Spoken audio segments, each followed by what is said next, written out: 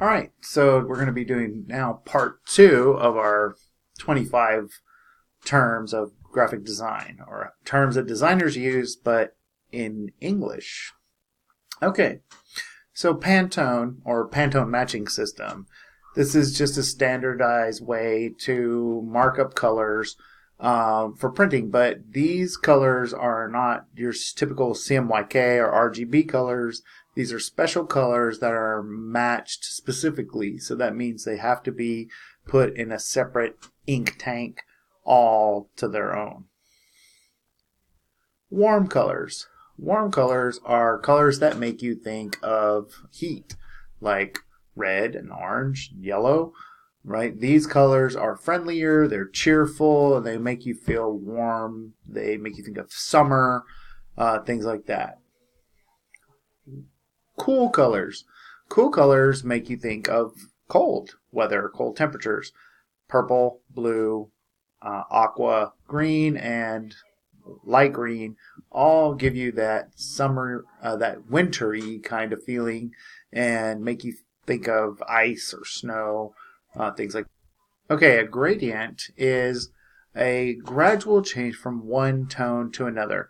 And you can have multicolor gradients. It doesn't have to be just two colors. It could be three or four color gradients. These are some good examples of some gradients. A linear and a radial gradient, where the color shifts from the inside to the outside or from one side to the other side. Okay, opacity is just a fancy word for transparency. So the more transparent an item like this circle is, the more opaque or the more opacity it has. So opaque is the opposite of transparent. So 100% opaque is completely non-see-through, and 10% opaque means you can see through most of it. Resolution. Resolution is the amount of detail. So usually resolution is measured in dots per inch, or DPI. And so the higher the number, the greater the resolution, or the greater the detail. So the picture on the left has a high dots per inch, or high resolution. The picture on the right has a very low resolution. Contrast. Contrast is the degree that your darkest colors contrast or are opposite from your lightest colors. So on the left side, the Statue of Liberty is very contrasty. It has good darks here and very light colors here. But this picture on the right of the Statue of Liberty is mostly gray. It's muddled. In other words, it doesn't have very much contrast at all. Saturation, or how brilliant or bright or vivid are your colors. This is obviously on the left very saturated. The one on the right is not saturated.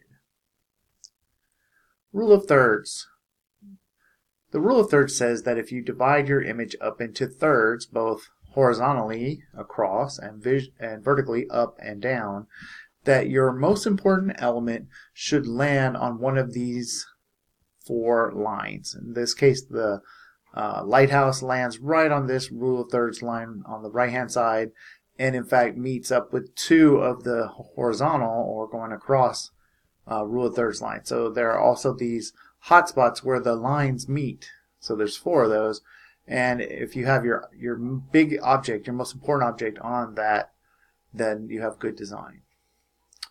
Brand. Brand is simply a way that the company values itself, that you might think about a certain company. We're not actually talking about its logo or anything like that, but the brand itself. What do you think of when you think of Apple or Walt Disney or Ford or Ferrari? They all are brands, and they all have different ways of people think about them when that brand comes around. A logotype is simply the way that a brand writes its name in a very specific manner, such as the very stylized Disney, or the way that FedEx crushes the D into the E, or the very scripty version of Coca-Cola. All of those are a logotype. In other words, it's both a logo and the word of the brand. A brand mark is more of what we think of when we think of a specific logo. So like the Apple logo or the CBSI, those are those are brand marks, not logo types.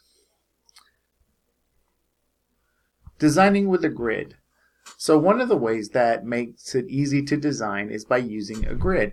And these are different grids, like a 2-column grid, a 3-column grid, and a 4-column grid. And you notice that by keeping all of your designs inside of the grid, it keeps your design very organized. By everything falling onto one of those grid lines, it keeps everything designed well.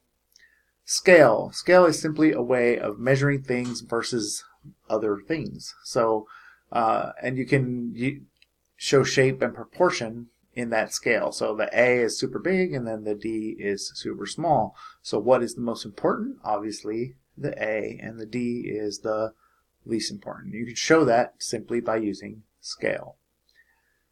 Texture is something you can show rather than actually feel. So you can see in this particular picture, if this was an actual printed poster or something like that, you would think that you could actually feel the roughness of it, but in fact you would not. It only gives your mind the thought of texture instead of the actual texture. Alright, white space or negative space is anything on the page that is not printed on. So all of the white area, and of course it doesn't have to be white. This whole page could be blue and it would still be quote unquote white space. And the reason it's called white space is simply because most paper is white. Margins are the outside edges, not actually white space, right? But the outside edges of the page and your design. A die cut. A die cut is something made using a special tool that will cut out the same shape over and over again. Foil stamping. Foil stamping is similar to letter pressing in that you might use letters in this case, but you could foil stamp other designs as well. And it basically is a heat as well as pressing together that applies the foil onto cardstock or onto a book or anything like that. Letter pressing, as we've talked about before, is a mechanical way of putting letters onto a page, usually with ink, but it can also letter pressing can also be done without ink, just to give the shapes of the letters. And this is something that if this was a real page, you would actually be able to feel the shapes. Alright, lorem ipsum. You might have been wondering all throughout these first 2 videos, what is this crazy text that we see? It is called lorem ipsum. It is basically nonsense words that look similar to Latin that can be placed into any design so that you can have a placeholder text. So it holds the place until the real text comes in. So it's basically just nonsense words, or also called dummy copy or placeholder text. And that is our last term, and we are at the end of our second video.